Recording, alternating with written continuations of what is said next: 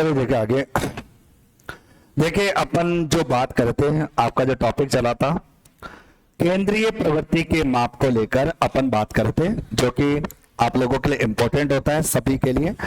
तो केंद्रीय प्रवृत्ति के माप अपना टॉपिक चला था, सेंट्रल टेंडेंसी मेजरमेंट की बात अपन यहाँ पर कर रहे थे। सेंट्रल टेंडेंसी मेजरमेंट को लेकर अपन डिस्कस यहाँ पर कर रहे थे। ओके, और इस टॉपिक में अब तक आपको जो बातें बताई गई वो क्या क्या बता दिया गया।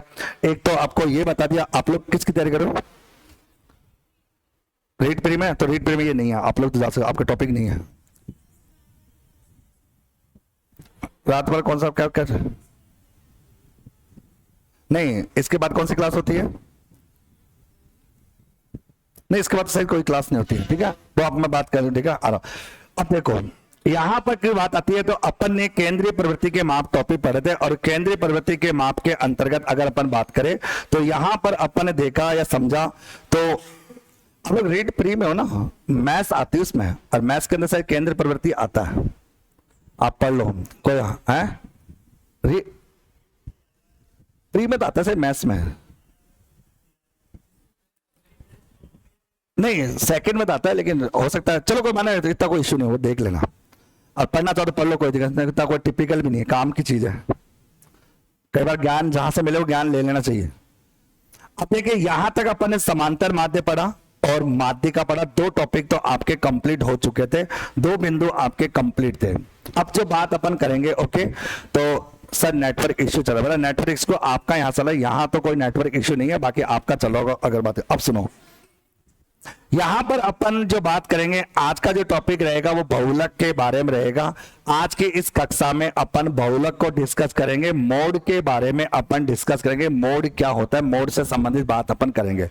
मैंने समझाया कि मोड को एक तो अपन जेड के साथ डिनोट करते हैं, और इसकी थ्योरी ये कहती है कि मोड जो है वो केंद्रीय प्रवृत्ति का एक स्थिति माप होता है। कौन सा माप होता है? स्थिति माप। मोड केंद्रीय प्रवृत्ति का कौन सा माप होता है? स्थिति माप होता है। और मोड जो होता है वो आप जानते हैं फ्रांसीसी भाषा के ला मोडेज शब्द से बना है, ओके, जिसका शाब्दिक अर्थ होता है फैशन बोल लो या आप लोग रीति रिवाज बोल लो, एक ही फैशन रीति रिवाज होता है। क्योंकि जनरली क्या होता है, बहुलक जो काम आता है वो औसत जूतों के आकार, औसत जूतों के आकार का आकलन करने के लिए काम में लिया जाता है। मोड का उपयोग, बहुलक का उपयोग औसत कपड़ों का आकार हो, कपड़े जो होते हैं कपड़ों के आकार के लिए काम में लिया जाता है। कहने का मतलब ये होता है, बहुलक जो होता है केंद्रीय प्रवृत्ति का वो स्थिति माप होता है जिसके सर्वाधिक आवृत्ति होती है, सबसे ज्यादा आवृत्ति होती है, सबसे ज्यादा फ्रीक्वेंसी होती है, वो मोड कहलाता है। समझाता हूं कैसे, ध्यान सुना।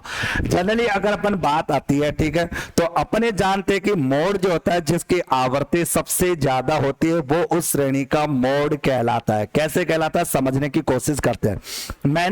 मैंने समझाया आप लोगों को कि भैया जो मोड होता है जिसे अपन बहुलक के नाम से अपन जानते हैं, जो कि सर्वाधिक आवृत्ति को लेकर चलता है, सबसे ज्यादा बारंबारता को लेकर चलता है। बहुलक की जब बात यहां पर आती है, बहुलक को लेकर जब अपन डिस्कस अपन करते हैं, तो अपन ये भी समझते हैं कि बहुलक जो होता है, जैसे कि मान लो कि एक संख्या 2 है, 1 है, 3 है, 2 है, 4 है, 1 है, 5 है, 6 है, 1 है, 3 है, 2 है, 4 है, 1 है, 8 है, 9 है, 10 है। मान लो ये संख्या आपको दे रखी है, इन संख्याओं में एक बार, 2 बार, 3 बार, 4 बार, 1 तो 4 बार आ रहा है, 2 1 बार, 2 बार, 3 बार, 2 जो है वो 3 बार आ रहा है, ओके, 3 जो है वो आपका 2 बार आ रहा है, ओके, 4 जो है आपका वो भी 2 बार आ रहा है, 5 आपका 1 बार आ रहा है। तो सबसे ज्यादा बारंबारता किसकी है? 1 की। तो जो संख्या जितनी ज्यादा बार रिपीट होती है वही उस श्रेणी का क्या होता है? बहुलक होता है।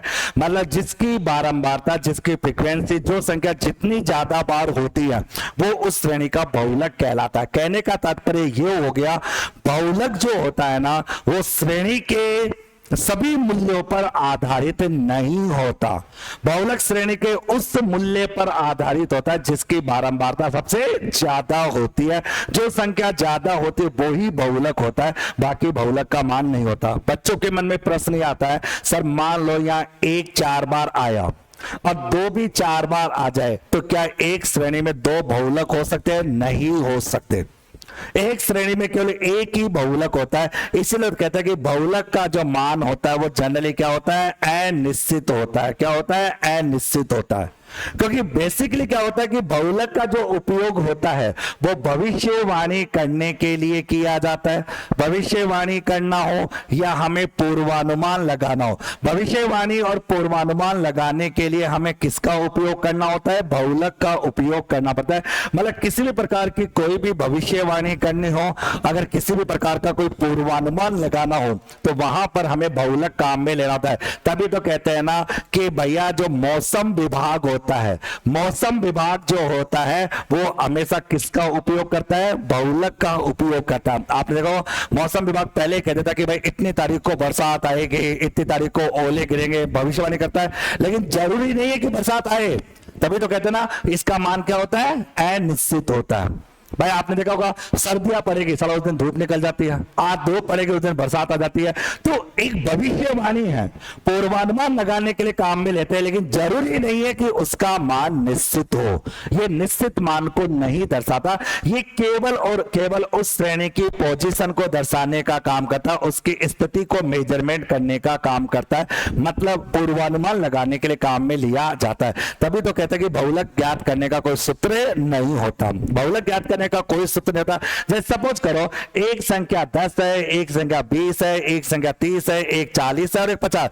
10 मान लो 3 बार आ रहा है, 20 आपका 4 बार, ये आपका 10 बार, ये 2 बार और 1 बार। अब बताओ यहां पर सर्वाधिक बारंबारता किसकी है? 30 की। तो बताओ बहुलक कितना हो जाएगा? 30। बाकी इनसे हमें कोई लेना देना नहीं है, इनसे हमें कोई लेना देना नहीं होता। जिस श्रेणी की सबसे ज्यादा बारंबारता होती है, जो श्रेणी जितनी ज्यादा बार रिपीट होती है, वही उस श्रेणी का बहुलक कहलाता है। जैसे कि मैं कई बार कहता हूं ये क्वेश्चन एग्जाम में आएगा, ये क्वेश्चन एग्जाम में आएगा, ये क्वेश्चन एग्जाम में आएगा, तो ये क्या है? बहुलक ही तो है। क्योंकि हम अनुमान लगा रहे हैं, हम आपको बता रहे हैं कि अगर इस तरह का क्वेश्चन एग्जाम में आता है तो ये क्वेश्चन ज्यादा बार रिपीट होता है, इसकी बारंबारता ज्यादा होती है, इसकी फ्रिक्वेंसी ज्यादा होती है। जरूरी तो नहीं कि वो आए, वो एक अनिश्चित है, लेकिन फिर भी तो अपन पूर्वानुमान लगाते हैं, अपन कैलकुलेशन करते हैं, अपन बताते हैं कि हाँ यार ये ज्यादा बार रिपीट हो रहा है, ये ज्यादा बार हो रहा है। कभी कभी आप देखते हो ना गर्मी में बहुत भयानक गर्मी होती है तो अपन एहसास हो जाता है कि अब बरसात आएगी, भाई उमस हो गई, बरसात आएगी।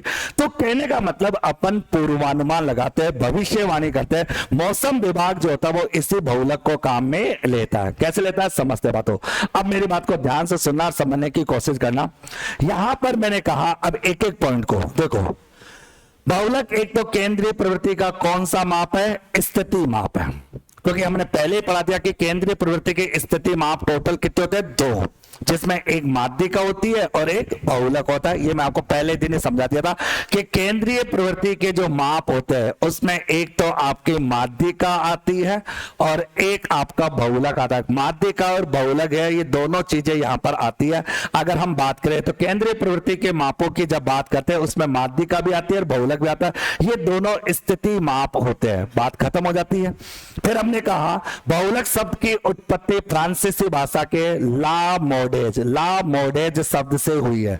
ये एक वर्ड है और इस वर्ड का मतलब है फैशन ऑब्लिक रीति रिवाज। कैसे? सुनो, आप कभी देखना दुकान पे जाना, आप जूतों की दुकान में जाना, मान लो जूते खरीदने आप लोगों को, अब उसको कहना भाई जूते चाहिए, आप कहना भाई 17 नंबर के जूते दो, वो देखेगा सब आदमी है कि दानव है, ऐसा कौन सा 17 नंबर का? नॉर्मली उस दुकान में 7 नंबर, 8 नंबर, 9 नंबर, और जैसे 8 और 9 नंबर के जूते ज्यादा होते हैं, 10-11 के जूते का होते हैं। नॉर्मली अपन आप देखो अपन सब लोगों के जो पैर है वो 7, 8, 9 तक ही है। अब ये थोड़ी है सर मैं तो दाना वो मेरा 16 है, ऐसा तो होगा। तो कहने का मतलब उस दुकान के अंतर्गत जो होता है, अब मान लो कोई इंसान है, अपन कपड़ों की दुकान में मीडियम साइज सबकी होती है जो नॉर्मली सब कपड़े, अब मान लो कोई आधे साला भारी भरकम चला जाए, बोलो भाई साहब तो उसके जूते भी बनते ही है, भाई तेरे स्पेशल बनेगा, भाई तो इंसानों की गिनती में नहीं आता। तो कहने का मतलब क्या, जनरली ये फैशन और रीति रिवाज में आता है कि हमारी आवृत्ति सबसे ज्यादा किस में है, मतलब लोग दुकान में आते हैं तो किस टाइप की डिमांड करते हैं, कौन से जूतों के, कौन से कपड़ों की डिमांड ज्यादा होती है। आप दुकान में चले ना, वहां पर 8-9 नंबर के जूते ज्यादा मिलेंगे और बाकी साइज के जूते कम मिलेंगे, ध्यान रखना। तो वहां पर बहुलक काम में लिया जाता है जिसकी आवृत्ति ज्यादा होती है, क्योंकि दुकानदार को ये पता है कि जनरली दुकान में जब कोई आता है तो वो इस तरह की डिमांड ज्यादा करता है। अपन जानते हैं बहुलक किसी श्रेणी का वह माप होता है जिसकी फ्रीक्वेंसी सबसे ज्यादा होती है, जिसकी बारंबारता सबसे ज्यादा होगी वही उस श्रेणी का बहुलक होगा। बच्चों के मन में एक प्रश्न आता है कैसे, जैसे मैंने लिखा 10, मैंने लिखा 20, मैंने लिखा 30, मैंने लिखा 40 और लिखा 50। ये मेरा चर मूल्य है, इसको अपन चर मूल्य कहते हैं, जिसको अपन x बोलेंगे। और इन मूल्यों की आवर्ती हमें दे रखी, मान लो 10 2 बार रिपीट हो रहा है, 20 आपका 1 बार रिपीट हो रहा है, 36 आपका 6 बार रिपीट हो रहा है, ये आपका 4 बार और ये आपका जो है 2 बार रिपीट हो रहा है। अब बताओ यहां पर सबसे ज्यादा बारंबारता किसकी है? 30 की। 30 कितनी बार रिपीट हो रहा है? 6 बार। तो बताओ इस श्रेणी का बहुलक कितना होगा? आपका 30 होगा। मतलब आपको कैलकुलेशन करने के लिए किसी फॉर्मूले की जरूरत नहीं है, हमें किसी फॉर्मूले की जरूरत नहीं है, हम आराम से कैलकुलेशन कर सकते हैं, मजे मजे से कैलकुलेशन कर सकते हैं, हमें किसी फॉर्मूले की आवश्यकता नहीं होती। मतलब बहुलक ज्ञात करने के लिए हमें कोई फॉर्मूला नहीं लगाना होता, हमें किसी फॉर्मूले की जरूरत नहीं होती, फॉर्मूले की कोई आवश्यकता यहां पर महसूस नहीं होती। तो यहां पर बहुलक का जो मान है वो कितना जाएगा? आपका 30 यहां पर आ जाएगा, बात खत्म। लेकिन बच्चा एक बात कहता है, सर मान लो यहां पर भी 6 होता तो क्या करते? हो सकता है मतलब 20 संख्या भी 6 बार आ जाए और 30 संख्या भी 6 बार आ जाए, तो राजा तो एक ही होता है, बहुलक एक ही होता है। दो बहुलक कभी नहीं हो सकते कि बहुलक 20 भी है और बहुलक 30 भी है, ऐसा कभी नहीं हो सकता। बहुलक का मान एक होता है, बहुलक एक से ज्यादा नहीं होते। पहले तो ये माइंड सेट कर लेना। ओके, अब बात आती है कि भैया अब क्या करें, अब अपन क्या करें? तो कोई बात नहीं, सीधी सी बात है, बहुलक ज्ञात करने के लिए एक विधि है और उस विधि का नाम है निरीक्षण विधि। क्या नाम है उसका? निरीक्षण विधि। ये अपन आगे बढ़ेंगे। बहुलक ज्ञात करने की एक विधि होती है और उस विधि को अपन निरीक्षण विधि के नाम से जानते हैं। वो विधि आपकी निरीक्षण मेथड के नाम से जानी जाती है। ये क्वेश्चन कई बार एग्जाम में पूछा भी गया है, ये कई बार पूछा जाता है कि कौन सा केंद्रीय प्रवृत्ति का माप है जिसको निरीक्षण विधि से अपन निकालते हैं, वो है बहुलक। अब कैसे? अब इसको समझते हैं और जानते हैं अपन कैसे समझे। यहां पर अगर यहां पर चीजों को समझोगे जानोगे तो आप इतना समझ लीजिए। अच्छा, ये 6, इस 6 के ऊपर कौन है? 2, और इस 6 के नीचे कौन है? 6। तो आप जानते हो टोटल हो जाएगा आपका 14। 6 और 6 12 और 2 14। भाई अपन जानते हैं, तो इसका दायां हाथ कौन है, बायां हाथ कौन है, देखते हैं। अच्छा, इस 6 के ऊपर कौन है? 6, इसके नीचे कौन है? 6। तो ये कितना जाएगा आपका? 16। बताओ सबसे ज्यादा बारंबारता किसके? 16। तो आंसर कितना जाएगा आपका? 30। तो इस केस में आपका जो आंसर आएगा वो आंसर आपका कितना जाएगा? अपना आंसर जो है वो आपका 30 यहां पर आ जाएगा। अब बात ये होती है, मान लो यहां पर ये भी आपका 2 होता तो फिर टेंशन हो गई, क्योंकि यहां पर ये भी हो जाएगा 14। अब क्या करेंगे? फिर ऊपर के 2, यानी कि फिर अपन क्या देखते हैं, ऊपर की कैलकुलेशन करते हैं अपन यहां पर, तो उसके बाद ऊपर की, फिर ऊपर की 2 संख्याओं को देखते हैं, नीचे की 2 संख्याओं को देखते हैं। तो इसे बोलते हैं अपन निरीक्षण विधि। जनरली ऐसा कभी होता नहीं, एक विधि से काम चल जाता है। मतलब जब बारंबारता समान या इक्वल हो तो उस केस में ऊपर और नीचे की संख्याओं के हिसाब से उस श्रेणी का बहुलक देखा जाता है, उस श्रेणी के बहुलक के मान की कैलकुलेशन की जाती है। ओके, तो इसे अपन निरीक्षण विधि के नाम से जानते हैं। जनरली क्या होता है समझाता हूं, देखो ऐसा भी क्वेश्चन एग्जाम में आ सकता है। मान लो एक संख्या 10 हो, एक संख्या 20 हो, एक संख्या 30 हो, एक 40 हो और एक 50। मान लेते हैं ये संख्या आपकी 3 हो, ओके, ये संख्या आपकी 5 हो, ये संख्या आपकी 6 हो, ये संख्या आपकी 1 और ये संख्या आपकी 2 हो। अब बताओ इस श्रेणी में बहुलक कितना होगा? बताओ बहुलक कितना होगा? तो बहुलक होगा आपका कितना? 30। लेकिन सुन लो, यही तो मजेदार बात है। ऑप्शन में आपको 30 में मिलेगा, ऑप्शन में आपको 20 में मिलेगा, और तो कोई मतलब नहीं। अब देखो कैसे, जनरली 30 है, लेकिन ध्यान रखना अगर वाकई में कोई एग्जामिनर बहुत पढ़ा लिखा है और एग्जामिनर ने वाकई में एग्जाम कोई पास किया है, कोई एरा गैरा नत्थु खेरा होगा तो थोड़ा गधा होगा। अगर कोई एग्जाम तो आंसर तुम 30 करके आओगे, जनरली बताओ आंसर 30 नहीं है यहाँ पर। अब कैसे समझो ध्यान से भैया, 5 और 6 ज्यादा कोई ज्यादा नहीं है, ज्यादा अंतर नहीं है। आप देखो 5 के ऊपर कौन है? 3, और 6 के नीचे कौन है? 5। तो ये टोटल कितना जाएगा आपका? 14। होगा या नहीं होगा? अरे 5 और 3 8 और 8 और 6 14। होगा नहीं होगा? अच्छा, इस 6 के ऊपर कौन है? और इसके नीचे कौन है, ये, तो बताओ टोटल कितना हुआ 12। अब बताओ ज्यादा कौन सा है, ये, तो आंसर कितना होगा 20। ये ध्यान रखना, ये दिमाग केवल पढ़ा लिखा एग्जामिनर ही लगा पाएगा, और कोई ऐरा गैरा कोई पागल सा कोई यूपी में थोड़ा बैठा होगा अंधा कर वो दिमाग नहीं लगा पाएगा। इसका असली आंसर होगा 20। इसी को बोलते हैं निरीक्षण विधि। और वहां पर फिर आर्गुमेंट मत करना, तुम आर्गुमेंट करने लग जाओ, नहीं नहीं सर इसका आंसर 30 होगा, 30 होगा, गलत धारणा, मैं इस क्वेश्चन को गलत करा दूंगा। अगर किसी ने 30 किया तो मैं गलत साबित करूंगा, इसका आंसर कितना रहेगा 20 रहेगा। ध्यान रखना यहां पर आंसर 20 रहेगा, क्योंकि इसी को बोलते हैं अपन निरीक्षण विधि, जो बहुलक में काम आती है। तो कहने का मतलब इसको बोलते हैं निरीक्षण विधि। और ये क्वेश्चन कई बार पूछा जाता है, बहुलक की कैलकुलेशन करने के लिए निरीक्षण विधि काम में ली जाती है। और चेक करना होता है, चेक करना होता है, ठीक है। ऐसा कुछ है, मान लो पता लगा कि अगर मान लो कि यहां पर मान लो ये 4 हो, अब चेक करना पड़ेगा। अब अपने को 5 को भी चेक करना, 6 को भी, इसको तो यहां चेक करोगे तो 11, ये तो 15 हो जाएगा। इसको देखो तो 10 और 2 12, ये 12 हो जाएगा। तो फिर आंसर कौन सा रहेगा 30। तो जनरली ये दिमाग लगाना आपको। बहुलक की बात करें तो बहुलक की कैलकुलेशन, हालांकि आज तक कभी एग्जाम में थोड़ा आया नहीं, थोड़ा 2 कोड़ी का क्वेश्चन आया, कोई लेना नहीं, लेकिन वाकई में कोई मजेदार क्वेश्चन बने ना तो ये बन सकता है, जहां पर पूछा जा सकता है कि बहुलक की कैलकुलेशन। तो कहने का मतलब है, कहते तो यही है धारणा कि बहुलक सामान्यतः केंद्रीय प्रवृत्ति का वो माप होता है जिसकी आवर्ती उसके आसपास के एरिया की आवर्ती का भाग ज्यादा हो। केवल उसकी नहीं, उसके आसपास की आवर्ती भी क्या होनी चाहिए, ज्यादा होनी चाहिए, वो होता है बहुलक। केवल संख्या जो है उसका मान ज्यादा हो, नहीं, गलत बात है। बहुलक श्रेणी का वो मान होता है जिसके आसपास के एरिया की बारंबारता क्या हो, ज्यादा हो, वो मान सबसे ज्यादा बेटर माना जाता है। मान लो तुम इतना समझ लो ना, एक कोचिंग है जहां 10 बच्चे पढ़ते हैं, एक कोचिंग है जहां 10 बच्चे पढ़ते हैं। इस कोचिंग में पहली रैंक आती है, दूसरी रैंक आती है, और इस कोचिंग में 8 बच्चे पास होते हैं। बताओ कौन सी कोचिंग बढ़िया है, और बताओ। तो दूसरी नंबर की कोचिंग ज्यादा बेटर है, पहली रैंक दूसरी, क्योंकि यहां सबसे ज्यादा बच्चे पास होते हैं। रैंक कोई सी भी हो, डजंट मैटर, कोई मैटर नहीं करता, रैंक मैटर नहीं करता। मैटर ये करता है कि यहां पर सबसे ज्यादा बच्चों ने सिलेक्शन प्राप्त किया है, वही बहुलक है। तो कहने का सर्वाधिक अंक जिसका है जरूरी नहीं है, उसके अलावा भी कितने लोगों के ज्यादा है वो जरूरी होता है, तो उसे अपन बहुलक मान अपन कहते हैं, वो बहुलक मान के अंतर्गत आता है।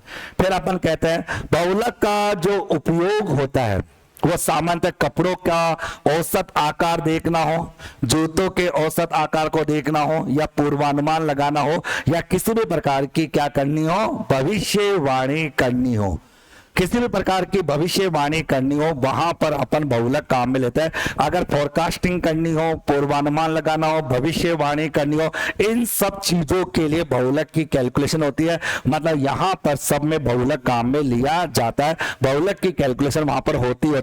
तो कहते हैं कपड़ों के आकार, जूतों के आकार, इन सब का पूर्वानुमान लगाने के लिए, इन सब की भविष्यवाणी करने के लिए हमें बहुलक काम में लेना होता है। जैसा कि क्वेश्चन पूछा गया था, मौसम विभाग के द्वारा केंद्रीय प्रवृत्ति का कौन सा माप सबसे बेस्ट होता है, तो वो मान कौन सा होता है, बहुलक होता है। और बहुलक केंद्रीय प्रवृत्ति का जनरली कौन सा माप होता है, एक अनिश्चित माप होता है। कौन सा माप होता है, अनिश्चित माप। ये अपना एक अनिश्चित माप होता है, जो कि बहुलक का आपका एक सबसे अनिश्चित माप के अंतर्गत यहां पर आता है। कहते हैं ना, बहुलक केंद्रीय प्रवृत्ति का कौन सा माप होता है, अनिश्चित माप होता है, क्योंकि सर्वाधिक आवर्ती पर डिपेंड करता है।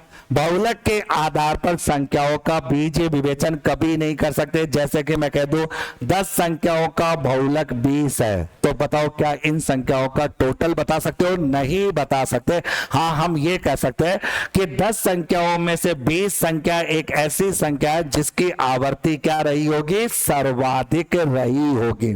मतलब आवर्ती सबसे ज्यादा रही होगी, कितनी रही होगी वो भी नहीं पता, हमें नहीं पता कितनी होगी, हमें नहीं पता। हमें पता है कि 20 संख्या वो है जिसकी आवर्ती सबसे ज्यादा रही होगी। मान लो एक संख्या 4 है, एक संख्या 20 है, एक संख्या 10 है, एक संख्या 5 है, एक संख्या 20 है, एक संख्या 15 है। अगर बात करो उसके अलावा अगर मैं कह दूं एक संख्या आपकी 20 है, एक 18 है, एक आपकी 4 है, और एक आपकी 20 है। 1 2 3 4 5 6 7 8 9 10, ये 10 संख्या। अब बताओ इन 10 संख्याओं में सबसे ज्यादा बार कौन आ रहा है 20, तो अपन कैसे 20 बहुलक है। बाकी संख्या से हमें कोई मतलब नहीं, क्या है डजंट मैटर। तो बताओ क्या आप इन संख्याओं का टोटल बता सकते हो? कभी नहीं बता सकते। बस ये कह सकते हो कि 10 संख्याओं में से 20 कोई ऐसी संख्या होगी जिसकी बारंबारता सबसे ज्यादा होगी। कितनी होगी वो भी नहीं पता, कितनी बारंबारता होगी। जैसे सपोज करो इस 20 की जगह 18 लिख दो तो भी आंसर कितना आएगा? 20 ही आएगा। तो कितनी बार होगी वो भी नहीं पता। हाँ ये कह सकते हैं कि 10 संख्याओं में से 20 संख्या एक ऐसी है, 20 नंबर ऐसा जो सर्वाधिक आवर्ती लेकर बैठा है। कितनी आवर्ती वो हमें नहीं पता, तभी तो कहते हैं कि बहुलक के हिसाब से हम बीजीय विवेचन नहीं कर सकते। बीजीय विवेचन का मतलब पदों का योग, मतलब बहुलक के हिसाब से पदों का योग नहीं किया जा सकता। अपन पदों का टोटल नहीं कर सकते। बहुलक के हिसाब से कभी भी पदों का योग नहीं हो सकता, मतलब कभी भी पदों का टोटल नहीं हो सकता। ये आपके बहुलक की जानकारी यहां पर होती है। उसके बाद होता है बहुलक अपने चरम मूल्यों से न्यूनतम प्रभावित होता है। जैसे सपोज करो इस 20 की जगह आप 24 लिख दो तो जरूरी है कि प्रभावित होगा? नहीं होगा। इसको 28 कर दो तो नहीं होगा, हो सकता है लेकिन कम होता है। जैसे कि चरम मूल्यों से सबसे ज्यादा कौन प्रभावित होता है? समांतर मात्रा। एक्सट्रीम वैल्यू से सबसे ज्यादा कौन प्रभावित होता है? समांतर मात्रा। मात्रिका चरम मूल्य से प्रभावित नहीं होती है और बहुलक जो है वो न्यूनतम प्रभावित होता है। मतलब हो भी सकता है और नहीं भी हो सकता, ये जरूरी नहीं। बहुलक श्रेणी के सभी मूल्यों पर आधारित नहीं होता। अब बताओ ये एक श्रेणी थी, अब बताओ हमने केवल किसको देखा? 20 को, क्योंकि बारंबारता सबसे ज्यादा किसकी है? 20 की। बाकी मूल्य से हमें कोई लेना देना नहीं है। श्रेणी में कौन सा मूल्य कितनी बार आया डजंट मैटर, कोई मैटर नहीं करता। हम बहुलक में उस पद को, उस संख्या को आइडेंटिफाई करते हैं जिसकी बारंबारता सबसे ज्यादा होती है। बाकी संख्याओं की फ्रीक्वेंसी क्या है हमें मतलब नहीं है। मतलब ये श्रेणी के सभी मूल्यों पर आधारित नहीं होता। ये श्रेणी के सभी मूल्यों पर बिल्कुल भी आधारित नहीं होता। श्रेणी के किसी भी प्रकार के मूल्य पर बहुलक का मान बिल्कुल भी आधारित नहीं माना जाता। बहुलक श्रेणी के उस मूल्य पर आधारित होता है जिसकी बारंबारता सबसे ज्यादा होती है, जिसकी फ्रीक्वेंसी सबसे ज्यादा मात्रा में देखने को मिलती है। फिर अपन जानते हैं सतत श्रेणी जो होती है, और सतत श्रेणी में भी कौन सी? अपवर्जी। कौन सी होती है? अपवर्जित श्रेणी जो होती है। उस अपवर्जित श्रेणी बहुलक को हम डायग्राम से दिखा सकते हैं, और बहुलक का जो रेखा चित्र होता है उसको संचयी बहुभुज वक्र, मतलब उसको हिस्टोग्राम, कौन सा ग्राम बोलते हैं? हिस्टोग्राम वक्र, उसको हिस्टोग्राम वक्र के नाम से जाना जाता है। आवर्ती बहुभुज वक्र के नाम से जाना जाता है, मतलब उसको अपन हिस्टोग्राम वक्र के नाम से जानते हैं। मतलब कि ये समझ लो अपन ने अर्थमेटिकल मीन देखा, अर्थमेटिकल मीन का कोई रेखा चित्र नहीं होता, मतलब उसका कोई डायग्राम नहीं होता। हमने आपको माध्यिका पढ़ाई, माध्यिका का डायग्राम होता है जिसको अपन तोरण वक्र कहते हैं, ओजाय वक्र कहते हैं, गाल्टन वक्र कहते हैं। और हमने पढ़ा बहुलक, बहुलक का भी डायग्राम होता है जिसको अपन हिस्टोग्राम कहते हैं।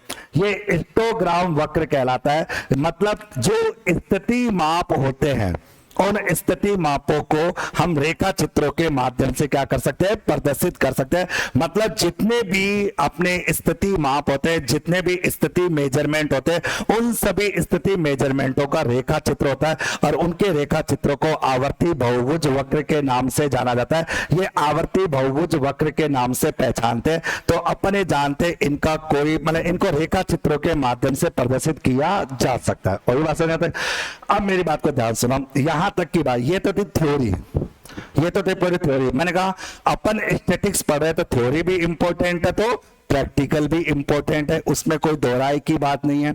अब बात करते हैं कि बहुलक की गणना कैसे करते हैं। मैंने पहले ही बता दिया, व्यक्तिगत श्रेणी हो या खंडित श्रेणी हो, इन दोनों श्रेणियों में बहुलक की ज्ञात करने का कोई सूत्र नहीं होता। बस ये देखते हैं कि जिसकी आवर्ती या जिसकी बारंबारता, जिसकी फ्रीक्वेंसी सबसे ज्यादा होती है वो ही उस श्रेणी का बहुलक होता है, और किसी भी श्रेणी में एक से अधिक बहुलक नहीं होते।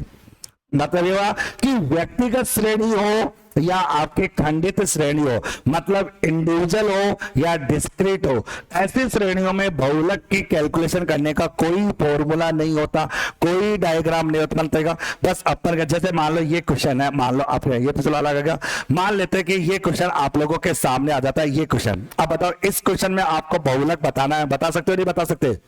चलो एक बार बता के दिखाओ कितना आएगा। सोचो पहले आराम तसल्ली से, गलती मत करना जल्दबाजी में। हाँ सोचो आराम से करो कितना आएगा बहुलक।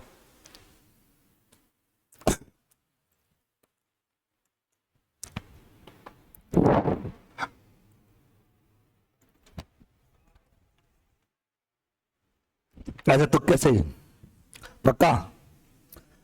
अच्छा देख लिया क्या? देखो वैसे तरीका क्या होता है देखा होगा सब। 8 एक बार, 1 2 3 4 5, मतलब 8 कितनी बार आ रहा है? 5 बार।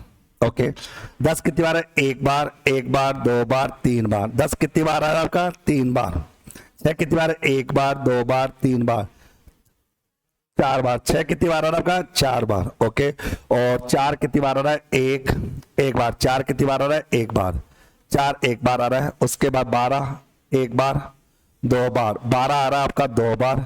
ओके 14 आ रहा है आपका 2 बार। 14 भी कितनी आ रहा है आपका? 2 बार। 18 आ रहा है कितनी आ रहा है आपका? 1 बार। 20 आ रहा है 1 बार। तो सबसे ज्यादा कौन आ रहा है? 8। तो यहां पर हो जाएगा बहुलक 8, क्योंकि जिसकी आवर्ती सबसे ज्यादा होगी, जिसकी फ्रीक्वेंसी सबसे ज्यादा होगी वो ही बहुलक होता है। और मैंने आपको पहले ही बता दिया कि आप व्यक्तिगत श्रेणी की अगर बात करो तो भी कोई दिक्कत नहीं है, और खंडित श्रेणी की अगर बात करो तो भी कोई दिक्कत नहीं है। इन दोनों श्रेणियों में बहुलक निकालने का कोई सूत्र नहीं होता। बस ये धारणा कि जिस चर मूल्य की आवर्ती, जिस चर मूल्य की सर्वाधिक आवर्ती होती है, सर्वाधिक बारंबारता वाला जो चर मूल्य होता है वही उस श्रेणी का बहुलक मान होता है, वही उस श्रेणी के बहुलक के अंतर्गत आता है। जैसे कि ये क्वेश्चन एग्जाम में आ जाए, अब बताओ इस क्वेश्चन में बहुलक कितना होगा? जल्दी बताओ कितना होगा? ये सब क्वेश्चन एग्जामों में आते भी हैं और पूछे भी जाते हैं। तो यहां पर बहुलक की बात करें तो बहुलक का मान कितना आएगा ये बताना होगा। बताओ कितना आएगा भाई? अब यहां देखिए कि 2 जो है 2 कितनी बार आ रहा है? 2 बार। 4 कितनी बार आ रहा है आपका? 3 बार। 6 भी कितनी बार आ रहा है? 3 बार। और 8 भी कितनी बार? 2 बार। अब आप देखो 4 है या 6? अब इसको लोगे तो 5 और 3 8 होता है, इसको 3 और ये 8 होता है। लो छोड़ो, तो एक साथ 2 बहुलक नहीं होते, तो आंसर रहेगा बहुलक की अनुपस्थिति। मतलब इस श्रेणी में बहुलक क्या है? अनुपस्थित है। मतलब इस श्रेणी में कोई बहुलक है ही नहीं, इस श्रेणी में किसी भी प्रकार का कोई बहुलक नहीं है। तो अपन कह सकते हैं, यहां पर हम नोट करके लिख सकते हैं, किसी भी श्रेणी में एक से अधिक, किसी भी श्रेणी में एक से अधिक बहुलक का मान हो ही नहीं सकता। मतलब बहुलक केवल एक होता है। अगर किसी श्रेणी में एक से अधिक बहुलक के मान आते हैं तो वो बहुलक की अनुपस्थिति होती है। अगर कोई संख्या समान रूप से बारंबारता लेकर चलती है तो वहां पर बहुलक की अनुपस्थिति मानी जाती है, वहां पर कोई बहुलक नहीं होता। ये नहीं कि ऑप्शन में आपने कह दिया कि बहुलक 4 भी है और 8 पे, 2 बहुलक नहीं हो सकते। बहुलक जो है आपका या तो 4 होगा या 6 होगा, 2 नहीं हो सकते। अगर दोनों की बारंबारता बराबर बराबर आ रही है, निरीक्षण विधि का उपयोग करने के बाद भी, अगर निरीक्षण विधि का उपयोग करने के बाद भी दोनों की बारंबारता बराबर आती है तो वहां पर बहुलक की अनुपस्थिति मानी जाती है। मोड वहां पर आपका अब्सेंट रहता है, यानी वहां पर बिल्कुल भी नहीं होता ये धारणा। तो ये चीज आपको समझ में आनी चाहिए। अब बताओ यहां तक का पॉइंट समझ में आया नहीं आया? चलो शोर सभी लोगों को। अब सुनो, अब चलते हैं थोड़ी बहुत कहानी को मजेदार। यहां तक तुम सब लोग ओके ओके? एक बार लाइव वाले बच्चे भी कमेंट, यूपी वाले बच्चे बताओ भाई, तुम लोग सब जिंदा हालात में हो कि सो गए? तो एक बार ये भी देखना होता है कि भाई समझ में आ रहा नहीं आ रहा सबको अच्छे से। ओके ओके ओके, यहां तक कोई डाउट तो बताना कि हाँ समझ में आ रहा है या नहीं आ रहा। क्योंकि अब बात करेंगे अपन कौन से? सतत श्रेणी। ये है काम की बात, और कोई काम की बात नहीं, छोटा सा पॉइंट अभी 2 मिनट में सलट जाएगा। सतत श्रेणी, सतत श्रेणी को अपन बेसिकली अखंडित श्रेणी भी कहते हैं। इसको अपन कंटिन्यूस सीरीज के नाम से भी जानते हैं, ये आपकी अखंडित श्रेणी के नाम से भी जानी जाती है, और इसको अपन सतत श्रेणी या अखंडित श्रेणी भी अपन कह सकते हैं। ओके आ गया, पका रहा है सर? यस सर आ रहा है, बहुत अच्छा, जिंदा है, ठीक है, मतलब जिंदा हो तो पढ़ो भाई। अब देखो यहां पर एक क्वेश्चन लिखो, 0 से 10, 10 से लिखो 20, 20 से लिखो मैं 30, 30 से लिखो मैं 40, और 40 से लिखो मैं 50। पहले बात तो ये हमारी श्रेणी है और इस श्रेणी को अपवर्जी श्रेणी कहते हैं। क्या बोलते हैं? अपवर्जी। मतलब इसको इंग्लिश में एक्सक्लूसिव सीरीज कहते हैं। क्या बोलते हैं? Exclusive series. ये एक्सक्लूसिव सीरीज कहलाती है जिसको अपवर्जी श्रेणी के नाम से हम पहचानते हैं। अगर ये श्रेणी समावेशी होती तो पहले क्या बनाते? इसको अपवर्जी बनाते। ओके, तो यहां पर मैं लिखो 2 है, ये 4 है, ये 10 है, ये 6 है और ये आपका 3 है, मान लो।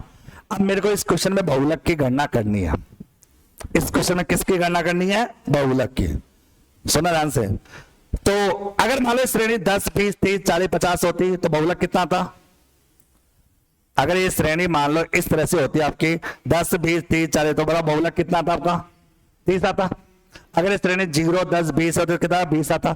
लेकिन अब यहां पर 20 से 30 है, इसका मतलब बहुलक का जो मान है ना वो 20 और 30 के कहीं बीच में है। इतना तो समझ आ गया। तो कहने का तात्पर्य ये हुआ कि भैया सतत श्रेणी में अगर बहुलक की कैलकुलेशन करनी है तो सबसे पहले आपको उस वर्ग का चयन करना है जिस वर्ग में बहुलक का मान है। सबसे पहले उस वर्ग का चयन करना है जिस वर्ग में बहुलक का मान है। अब बताओ यहां पर कौन से वर्ग में बहुलक का मान है? 20 से 30 के बीच में बहुलक का मान है और कहीं पर भी नहीं है। बात क्लियर सभी को? यहां तक रहा या ना? चेक करने के बाद पता लगा। फिर वहां पर बहुलक का सूत्र याद करना है L1। ये तो हो जाएगा L1। तो L1 मतलब कि बहुलक वर्ग की निम्न सीमा ये होती है आपकी F1, F0। तो L इसको होता है F1। क्या बोलेंगे? F1। ये होती है आपकी F1 मतलब बहुलक वर्ग की बारंबारता। ये होती है F0 बहुलक वर्ग से छोटे वर्ग की बारंबारता बटे में 2F1 माइनस F0 और ये होती है F2। बाकी इससे और इससे कोई मतलब नहीं है। यहां पर आ जाएगा F2 और मल्टीप्लाई करेंगे इंटरवल से। ये फॉर्मूला होता है बहुलक का। ये फॉर्मूला किसका होता है? बहुलक का।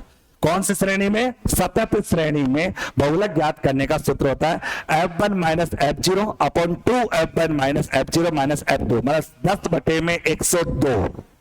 10 कैसे? 1 और 0 10 और 102 10 बटे में 102। यहां पर F1 तो बहुलक वर्ग की बारंबारता होती है, F0 उससे छोटे वर्ग की होती है और F2 उससे बड़े वर्ग की होती है। इतना याद रखना। रख लोगे इतना याद? अब इस क्वेश्चन में बताओ L1 की संख्या कितनी दे रखी है? 20।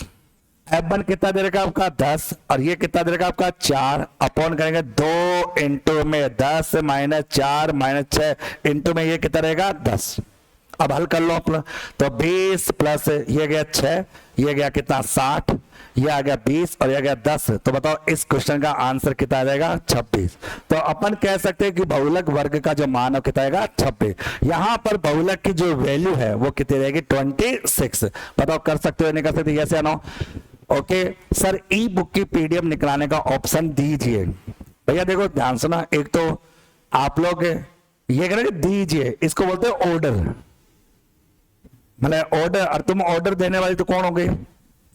मतलब आपने कहा कि सर ई बुक में पीडीएफ निकालने का ऑप्शन दीजिए, तो दीजिए मतलब हमारी होगी। मतलब कल को तुम कहोगे कि सर आप हमें घर आकर पढ़ाइए, सर आप हमारे घर आकर झाड़ू पोछा कीजिए, मतलब आदेश दोगे क्या? मतलब आदेश दोगे क्या? यार गजब इंसान है। मतलब आपका काम है कि सर समझाइए, समझ में नहीं आया रिक्वेस्ट है, तो आप लोग पद सोपान सका हेनरी। मैंने कहा जीवन में कम से कम 28 सब्जेक्ट पढ़ा दिए। हमारा एक व्यक्ति था जिससे मेरा दोस्त था, उसका नाम था हेनरी फ्योल, जो मर चुका जब मेरा जन्म नहीं हुआ था। अगर तो हेनरी फ्योल नाम का एक व्यक्ति था जिसने प्रबंध के 14 सिद्धांत दिए थे और 14 सिद्धांतों में तीसरे नंबर का सिद्धांत था जिसका नाम था आदेश की एकता और निर्देश की एकता। आदेश की एकता, निर्देश की एकता कहती है कि कोई भी सुझाव, कोई भी रिक्वेस्ट, कोई भी चीज वो आपके नीचे से ऊपर की ओर होती है और आदेश जो होता है वो ऊपर से नीचे की ओर। तो अगर आपको कोई रिक्वेस्ट करनी है ना तो निर्देश की एकता के सिद्धांत को फॉलो करना है। ठीक है, आदेश देने का काम तो मेरा है, तुम मेरे को आदेश कैसे दे सकते हो भाई? और हेनरी प्योल ने 14 सिद्धांत दिए थे 1929 में, 1929 में जर्नल एंड इंडस्ट्रियल मैनेजमेंट नाम की बुक में। और उन 14 सिद्धांतों में एक था कार्य का विभाजन, एक था अधिकार एवं उत्तरदायित्व, एक था अनुशासन, एक आदेश की एकता, एक निर्देश की एकता, एक व्यक्तिगत हितों के स्थान पर आपके संस्था के हितों को प्राथमिकता, एक पारिश्रमिक, एक केंद्रीयकरण, एक सोपान श्रृंखला, एक व्यवस्था, एक समता, एक पहल पर और एक सहयोग की भावना, और एक आता कर्मचारी कार्यकाल में स्थायित्व। ये 14 सिद्धांत देने वाला व्यक्ति था। तो भाई प्लीज रिक्वेस्ट है, इतना आदेश मत दिया करो। तुम ये कहो कि 26 समझ में आया नहीं आया, इतना कि 26 जो आंसर वो समझ में आ गया, इतना बोला करो, फालतू याद आदेश जरूर जबरदस्ती का। आगे अब कर सकते हो नहीं कर सकते? अरे हाँ या ना? अगर मैं एक क्वेश्चन तो करने के लिए कर लोगे पक्का? देखता हूं मैं कितना कर पाते हो। एक क्वेश्चन लिखो 0 से 20, 20 से लिखो 40, और 40 से लिखो 60, 60 से लिखो 80, और 80 से लिखो 100। यहां पर लिखो आप लोग 4, यहां लिखो आप लोग 10, यानी यहां लिखो आप लोग, यहां पर लिख लो आप लोग 10, यहां लिखो आप लोग 30, यहां लिखो आप लोग 5, और यहां लिखो आप लोग 6। आपको इस क्वेश्चन में बहुलक की वैल्यू बतानी है कि बहुलक का मान कितना आएगा। जल्दी से सोल्व कर दो कि बहुलक का मान कितना आएगा।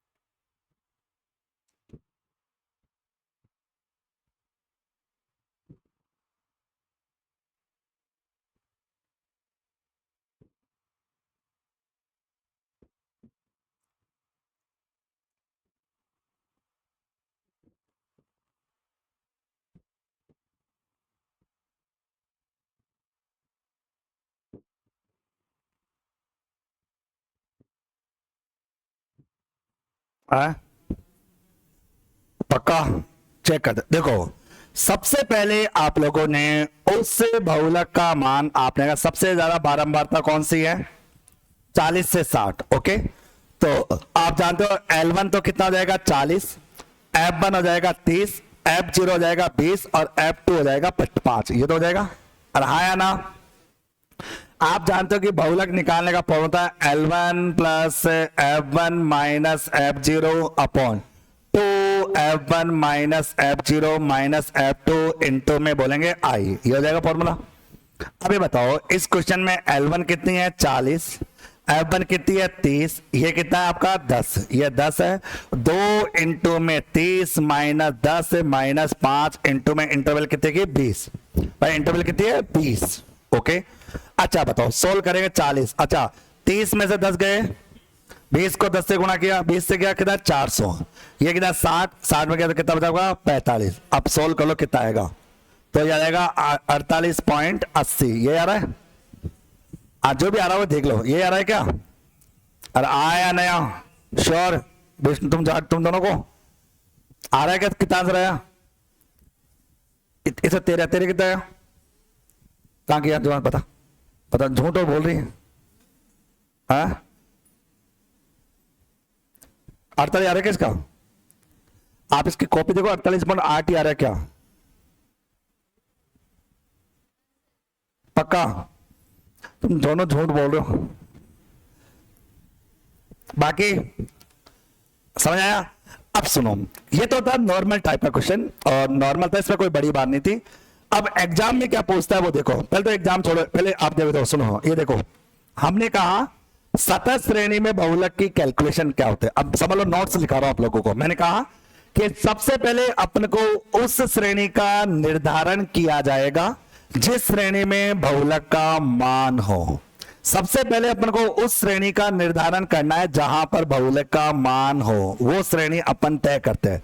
और फिर आपका फॉर्मूला होता है L1 plus F1 minus F0 upon करते हैं 2F1 minus F0 minus F2 into में करते हैं I। ये आपका होता है। ओके, यहां पर L1 होता है बहुलक वर्ग की निम्न सीमा, F1 होता है बहुलक वर्ग की बारंबारता, F0 होता है बहुलक वर्ग से छोटे वर्ग की बारंबारता, और F2 होता है बहुलक वर्ग से बड़े वर्ग की बारंबारता, और I होता है आपका कौन सा बहुलक की बात है। अब मेरी बात को ध्यान सुनना, यहां पर एक क्वेश्चन है, इस क्वेश्चन का बहुलक निकाल के दिखाओ, कर सकते हो, करो देगा, इस क्वेश्चन का बहुलक निकालो।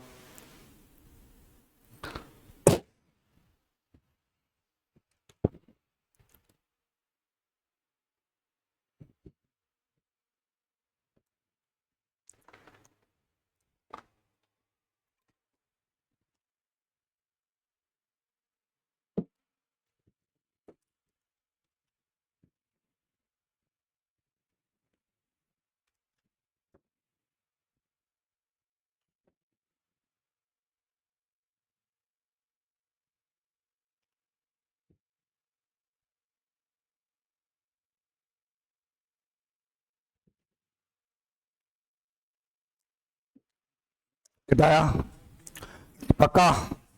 पक्का क्या? देखो इस क्वेश्चन को देखो आप लोग, पहले तो कि सबसे पहले बहुलक कौन सी श्रेणी में होगा? 20 से 30 में, क्योंकि सबसे ज्यादा बारंबारता कौन सी है? 10।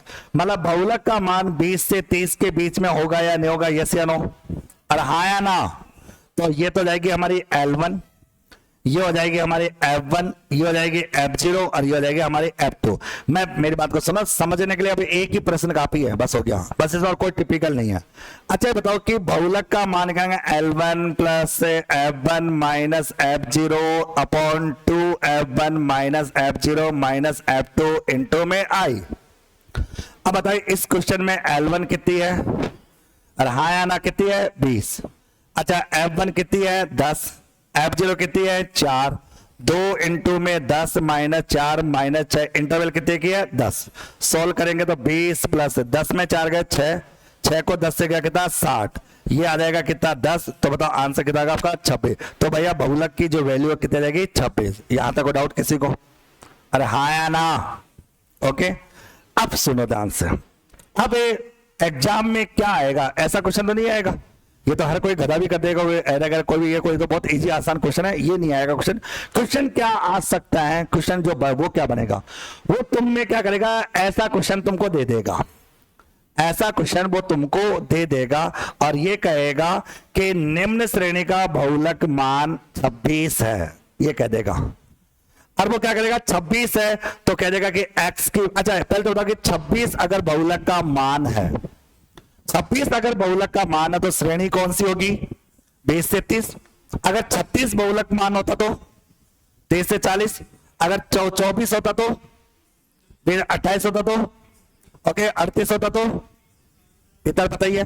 तो इसका मतलब अगर श्रेणी का बहुलक मान 26 है तो ये तो पता है कि वो श्रेणी कौन सी है, ये वाले, बात खत्म।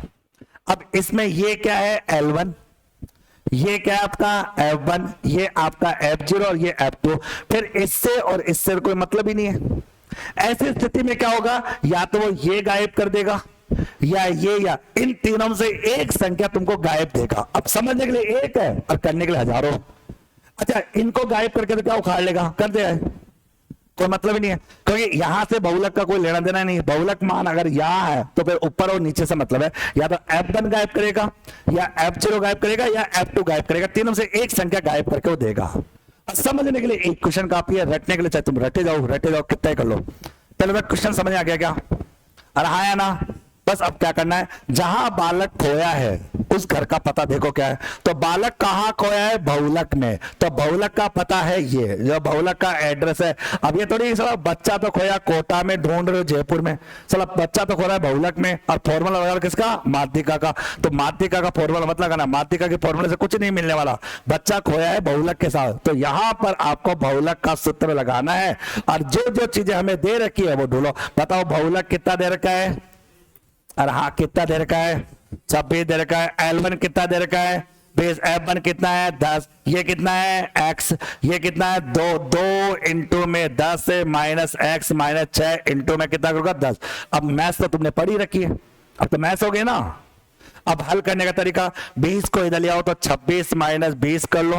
अच्छा 10 को 10 से गुणा किया कितना आया 100, 10 को इससे गुणा कितना किया 10 x, 10 को किया कितना 20, 20 में 6 गया 14, 14 माइनस x बटे में। अब हल कर लो, 6 बटे में 1 बराबर 100 माइनस 10 x बटे में 14 माइनस x। अब हल करना तो जानते ही हो, तो 100 को 1 से गुणा किया 100, 10 को इससे गुणा किया 10 x, यहां पर इसको किया तो कितना 84, यहां क्या 6 आया, तो अगर 100 में से तो 84 गया और 10x में से 6x गया, तो ये आया 16, ये आया 4x की वैल्यू आई कितनी 4। डेट्स ऑल, बात खत्म।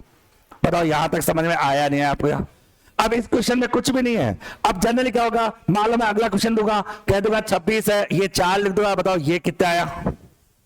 फिर मान लो 26 है, ये लिख दो, ये लो ये कितना आया। तीनों से एक संख्या तुमको गायब करके देगा। आराम से मजे मजे से फॉर्मूला लगाना है और क्वेश्चन को हल करना है। कर सकते हो नहीं कर सकते? अरे हाँ या ना? श्योर कर सकते हो अच्छे से? अरे हाँ या ना? तो अगर कर सकते हो ना तो एक काम करो, आपको ये क्वेश्चन दिया, जरा करके दिखाओ, जाओ करो जरा इस क्वेश्चन को कैसे हल करते हो। अगर ये कर लिया तो मतलब बहुलक टॉपिक कंप्लीट तुम्हारा।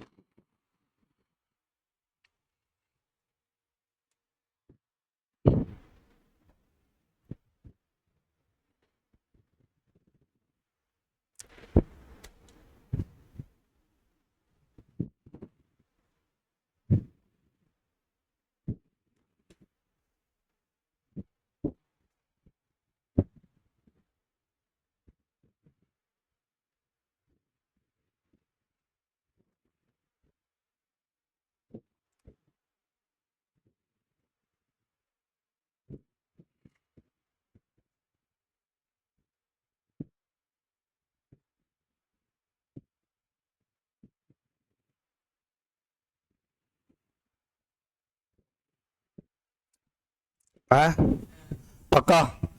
अब आप देखो, बहुलक की वैल्यू कितनी दे रखी है 26, तो 26 का मान कहां होगा 20 से 30 के बीच में। तो L1 हो जाएगा 20, F1 हो जाएगा 10, F0 हो जाएगा 4 और F2 हो जाएगा आपका 2। बात खत्म। फॉर्मूला लगाना है अपने को, तो बहुलक होता है L1 होता है प्लस आपका F1 होता है माइनस F0 होता है, 2F1 होता है, F0 होता है, F2 होता है, इंटू में I होता है। बताइए क्वेश्चन में बहुलक कितना दे रखा 26, ये कितना दे रखा 20, ये कितना दे रखा 10, ये दे रखा 4, ये 2 इंटू में 10, ये माइनस 4 और ये x और ये इंटू में 10। ऐसा ही करोगे। अच्छा 20 को इधर लाओगे तो 26 माइनस 20 करोगे, ये गया तो कितना आएगा 60, ये आएगा 16 माइनस एक्स, क्रॉस मल्टीप्लाई करोगे 6 बटे में 1 बराबर 60 बराबर 16 माइनस एक्स हो जाएगा। तो ये आ जाएगा 16 का तो आएगा 96 माइनस 6x बराबर आएगा 60, तो आ जाएगा 96 माइनस 60 बराबर 6x, तो 36 बराबर 6x, तो x बराबर आएगा कितना का 6। लो बात खत्म। तो x की वैल्यू आ जाएगी 6। That's all. तो जनरली क्या होता है, इससे ज्यादा टिपिकल क्वेश्चन बहुलक का आता नहीं है, थ्योरी का हो या प्रैक्टिकल हो, आराम से क्वेश्चन को मजे मजे से अपन कर सकते हैं। बताओ कर सकते हो नहीं कर सकते? यस या नो? श्योर सभी लोग? बस या तो संख्या ये गायब करेगा, या मतलब समझ लो बहुलक दे रखा हो तो या तो F1 गायब होगी या F0 गायब होगी या F2, इन तीनों में से एक संख्या तुमको गायब मिलेगी और अगली संख्या आपको। पद विचलन विधि, बेटा पद विचलन विधि का कोई रोल नहीं होता, मस्त रहे। तू बार बार क्यों कमेंट करे फालतू? ओके बताओ यहां तक समझ में आया या नहीं आया? यस या नो? अब मेरी बात को सुनो ध्यान से।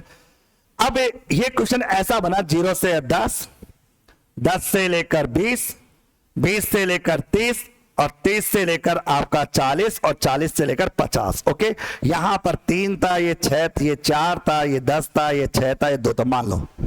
और ये सतत श्रेणी है, और आपको मैं पहले ही बता चुका कि सतत श्रेणी में बहुलक के मान को दर्शाने के लिए एक डायग्राम बनता है और उस डायग्राम का नाम होता है हिस्टोग्राम वक्र, यानी उसको हिस्टोग्राम वक्र के नाम से जानते हैं। आवर्ती बहुभुज कहते हैं। अब सुनो, ये कौन सा x होता है, x, और ये कौन सा होता है, y।